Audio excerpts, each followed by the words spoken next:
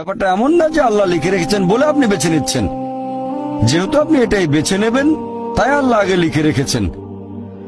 এখানে পছন্দ আপনার, তবে আল্লাহ আপনার পছন্দ জানেন। যেমন ধরেন, একটা রাস্তার মোড়ে আসলেন, সামনে 5টা রাস্তা, রোড নাম্বার 1, 2, 3, 4, 5।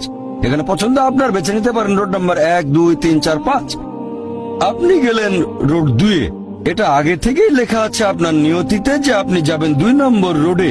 ব্যাপারটা এমন না যে আল্লাহ লিখেছেন বলে আপনি করছেন। যেহেতু আপনি এটাই বেছে নেবেন, তাই আল্লাহ আগে লিখে রেখেছেন। তাহলে পছন্দ আপনার। আপনি চাইলে টাকা উপার্জন করতে পারেন ভালো কাজের মাধ্যমে, হালাল উপায়ে, অথবা পারেন চুরি করে হারাম উপায়ে। পছন্দ আপনার।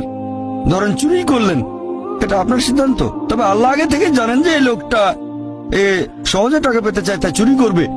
তাই আল্লাহ আগে লিখে রেখেছেন যে এই লোকটা 25 বছর বয়সে চুরি করবে। এখানে দোষটা কার? দোষ আসলে আপনার। তবে আল্লাহর আছে ইলমে গায়েব, তাই তিনি আগেই লিখে রেখেছেন।